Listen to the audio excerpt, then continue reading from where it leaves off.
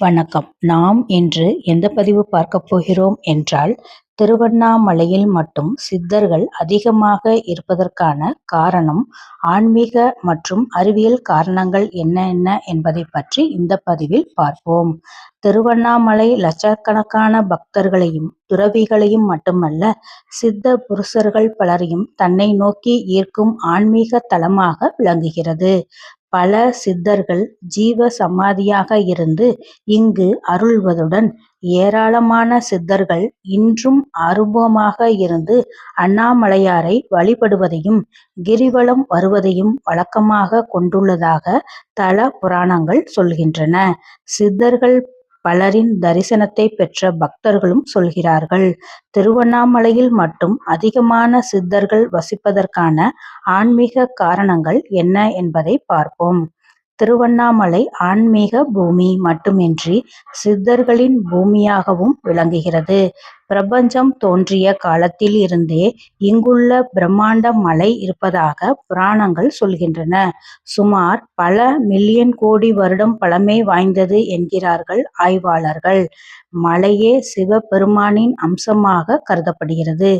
இந்த மலையைச் சுற்றி, அதாவது மலை லிங்கத்தை சுற்றி 108 அதிசக்தி வாய்ந்த சிவலிங்கங்கள் புதைந்திருப்பதாக சித்த புருஷர்கள் சொல்கின்றனர். இந்த மலையையும் மலையை சுற்றி புதைந்திருக்கும் 108 சிவலிங்கங்களையும் சுற்றித்தான் கிரிவலம் வந்து கொண்டிருக்கிறோம். திருவண்ணாமலையில் ஏராளமான சித்தர்கள் இருந்தார்கள். இப்போதும் கூட அங்கு பல சித்தர்கள் இருக்கிறார்கள். ஆனால் அவர்கள் நம்முடைய கண்களுக்கு தெரியாமல் அரூபமாக வாழ்ந்து வருவதாக சொல்லப்படுகிறது. 18 சித்தர்களில் ஒருவரான இடைக்காடர் திருவண்ணாமலையில் ஜீவ சமாதி அடைந்துள்ளார். திருவிடைமருதூர், இடைக்காட்டூர் உள்பட பல இடங்களில் இடைக்காடார் ஜீவசமாதி உள்ளது. இருந்தபோதிலும் திருவண்ணாமலையில்தான் அவரது பரிபூர்ண அருள் உள்ளது.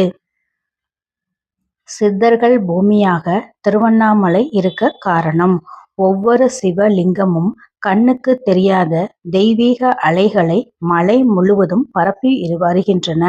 இதனால் மாதந்தோறும் பௌர்ணமி நன்னாளிலும், தமிழ் மாதத்தின் பிறப்பான முதல் நாளிலும், ஒவ்வொரு பிரதோஷ நாளிலும் சித்தர்கள், ஞானிகளும் யோகிகளும் சூட்சும ரூபமாக இன்றைக்கும் கிரிவலம் வந்து ஈசனை வணங்கி வழிபடுகிறார்கள் என்பது ஐதீகம்.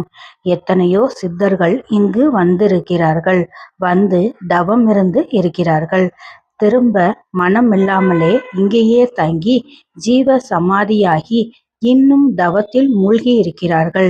இன்றைக்கும் சூட்சும ரூபமாய் இருந்து தவத்தில் ஈடுபட்டு வருகின்றனர் என்பது ஐதீகம். அறிவியல் காரணங்கள். நம் மன அதிர்வுகளை புத்தி தன் கட்டுப்பாட்டுக்குள் கொண்டு வராமல் எத்தகைய சித்துக்களையும் செய்ய இயலாது. இயல்பாகவே புவியியல் அமைப்பிலேயே எண்ணங்களை நம் கட்டுக்குள் கொண்டு வரக்கூடிய அதிர்வுகளை கொண்டு திருவண்ணாமலையானது அமைந்துள்ளது. நம் மனதில் கோபம், ஆக்ரோஷம், குழப்பம், கவலை ஆகியவை எழும்போது நம் உடலை சுற்றி உள்ள அலைகள் 14 ஹெர்ட்ஸுக்கு மேல் இருக்கும். இதனை பீட்டா அலைகள் என கூறுகின்றன. இந்நிலையில் மனம் நம் கட்டுப்பாட்டில் இருக்காது. நாம் ஓய்வெடுக்கும் போது, ஆழ்ந்த தூக்கத்தின் போது உடலை சுற்றி உள்ள அலைகள் 14 ஹெர்ட்ஸுக்கு கீழே இருக்கும். அந்த அலைகளை ஆல்பா அலைகள் என கூறுகின்றன. முயற்சி செய்தால் நம் எண்ணங்களை நம் கட்டுக்குள் கொண்டு வரலாம். அதேபோல் உடல் தியான நிலையில் இருக்கும் போது 8 ஹெர்ட்ஸுக்கு கீழே இருக்கும். அதை பீட்டா அலைகள் என்கின்றனர் விஞ்ஞானிகள். நம் எண்ணங்களை, நம் இயக்கங்களை எளிதாக நம் கட்டுக்குள் கொண்டு வரலாம். இதற்காகவே உலகெங்கிலும் உள்ள சித்தர்கள் இங்கே தேடி வருகின்றனர். திருவண்ணாமலையானது இயல்பாகவே தீட்டா அதிர்வுகளை கொண்டுள்ளது.